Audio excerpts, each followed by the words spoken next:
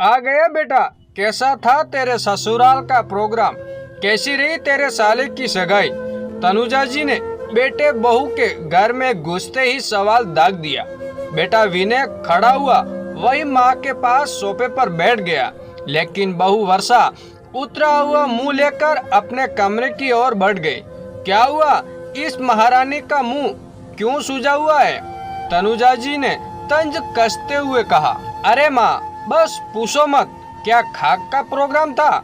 इसके मायके में मुश्किल से 50 लोग भी नहीं थे सगाई पर, और माँ पता नहीं कैसे घर में रिश्ता जोड़ा है इसके माँ बाप ने। अरे कोई स्टैंडर्ड ही नहीं है। उनका मलनी में 100 रुपये के लिफाफे पकड़ा दिए, और इसकी होने वाली भाभी बस पूछो मत, बिल्कुल गवार लग दिए। गवार। विनय तेज आवाज में बोले जा रहा था, और तनुजा जी के चेहरे पर बेटे की बातें सुनकर कुटिल सी मुस्कान तैर गई। अरे बेटा, अब ऐसी लड़की मिल गई, वो भी गनीमत है। उनकी 3 साल से बेसारे धक्के खा रहे।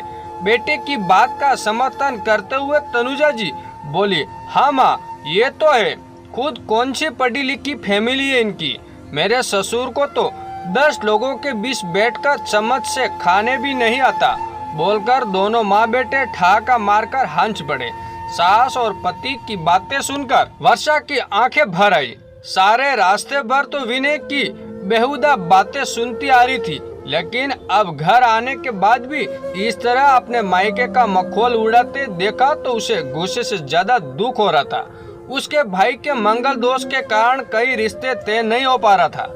आखिर में जब सोना का रिश्ता आया तो बिना किसी देर के वर्षा के पिता ने अपने बेटे का रिश्ता तय कर दिया। माना लड़की वाले थोड़े पारंपरिक थे, क्योंकि अभी भी वो गांव और खेतीबाड़ी से जुड़े लोग थे, लेकिन खाते पीते देसी आदमी थे। वर्षा को तो अपनी होने वाली भाभी बहुत पसंद आई थी। उसे विश्वास था कि वक्त के साथ सब उसी परिवेश में ढल जाते जा रहते हैं, लेकिन विनय ने उनके भोलेपन को ही मजाक बना लिया। थोड़ी देर बाद जब वर्षा कमरे से बाहर आई तो देखा तनुजा जी फोन पर अपनी बेटी से बात कर रही थी। अरे हाँ बेटा, हो गई तेरी भाभी के भाई की सगाई। पता नहीं कैसे लोगों से रिश्ता जोड़ा है, लेकिन उन्हें भी क्या दोष दे। एक तो इसके भाई की तनख्वाह भी कम है, ऊपर से घर मकान भी पता नहीं कौन से जमाने का बना हुआ है। कौन भले घर वाला लड़की देगा इन्हें। तेरी भाभी के तो कर्म अच्छे थे, तो हमारे जैसा घर परिवार मिल गया। ये कहकर दोनों माँ बेटी फोन पर हंस पड़ी। वर्षा अपनी सास की बातें सुनकर दंग रह गई। उसे यकीन नहीं हो रहा था कि उसके मायके की छोटी छोटी बातें भी विनय अपने घर वालों को बताता रहता है, लेकिन अब पानी सर से ऊपर होने लगा था और वर्षा ने कुछ तय कर लिया। अगले दिन सुबह ही वर्षा ने अपने मायके फोन मिलाया और जोर जोर से बातें करने लगी। माँ कैसी हो? नाश्ता कर लिया? उधर से माँ बोली, हाँ बेटा कर लिया। अरे तूने? हाँ माँ कर तो लिया। पता है माँ, आज तो घर में कोई सब्जी भी नहीं थी, सिर्फ अचार के साथ ही रोटी खानी पड़ी।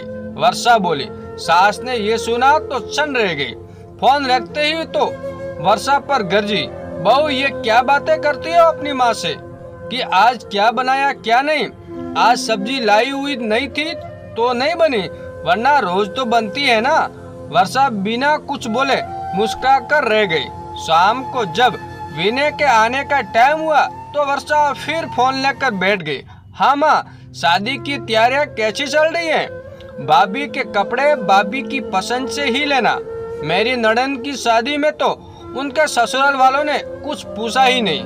बेटी का नाम आते ही तनुजा जी के कान खड़े हो गए। विनय भी घर में घुसा ही था। वर्षा का बोलना जारी था और सास का तिल मिलाना भी। बेचारी मेरी ननद, पता है माँ, मेरे नंदोई तो कभी कभी बहुत शराब पीते हैं। एक बार तो उन्होंने मेरी ननद को थप्पड़ भी मार दिया था। विनय ने गुस्से में वर्षा के हाथ से फोन छीन लिया। ये क्या बदतमीजी है वर्षा? अपने घर की बातें इस तरह बाहर के लोगों के आगे बोलना क्या मतलब है? क्यों अपने ससुराल की इज्जत उछाल रही हो? क्यों विनय? जब तुम अपने ससुराल की बातें अपने घर वालों के आगे बता सकते हो तो मैं अपने ससुराल की बातें क्यों अपने घर में नहीं बता सकती? क्या ससुराल की इज्जत रखना सिर्फ बहुओं की ही दायित्व होता है? दामाद का जब मन करे अपना ससुराल की खिल्ली सबके सामने उड़ा सकता है। उस नीच की किस घर में नहीं होती? विनय, हर घर परिवार में कोई ना कोई परेशानी या मजबूरी हो जाती है, लेकिन इसका मतलब ये नहीं कि उसका प्रसार करके उसकी हंसी उड़ाई जाए। एक लड़की अपने ससुराल की हर कमी पर पर्दा डालती रहती है, यहाँ तक कि यदि ससुराल में किसी चीज की कमी हो तब भी उसका जिक्र अपने मायके में करने से हिचकती है। लेकिन दामाद अपने ससुराल की एक एक बात नमक मिर्च लगाकर अपने घर वालों के साथ हंसता है। क्या यही परिवार होता है? विनय सब कुछ समझ रहा था। उसकी गर्दन शर्म से झुक गई थी। तनुजा जी भी निःशब्द थी। वर्षा फिर बोली, फिर भी मैं तुम्हारे जैसी नहीं हूँ। मुझे पता है अपने परिवार की इज्जत अपने हाथों में होती है। जिस तरह ये मेरा परिवार है वो भी तुम्हारा परिवार है। परिवार वालों को एक दूसरे का शौक करना चाहिए। मजाक बनाने के लिए तो ये सारी दुनिया पड़ी है। मैं दिल से अपने ससुराल को अपना परिवार मानती हूँ, तुम्हारा तरह बाहर वाले नहीं मानती। ध्यान से देखो, फोन बंद है। विनय ने फोन पर नजर डाली तो वो फोन बंद पड़ा था। विनय निःशब्द सर झुकाए खड़ा था। शायद उसे एहसास हो गया था कि जिस तरह से वो अपने ससुराल वालों का मजाक उड़ाता रहता है, वर्षा भी चाहे तो वही काम कर सकती है, लेकिन वो ऐसा नहीं करती। सॉरी वर्षा, मैं भूल गया था कि अब तुम्हारा परिवार भी मेरा अपना परिवार है। तुम तो आते ही इस घर की बन गई, लेकिन मैं तुम्हारे परिवार का हिस्सा नहीं बन पाया। तनुजा जी को भी अपनी गलती का एहसास हो गया था कि जब अपने परिवार की बातें बाहर जाती तो कैसा महसूस होता है। किसी का मजाक उड़ाना आसान है, लेकिन खुद का मजाक बने तो कितना बुरा लगता है। दोस्तों, ये कहानी आपको कैसी लगी कमेंट करके जरूर बताएं, और चैनल पे नए हो तो चैनल को सब्सक्राइब जरूर कीजिएगा।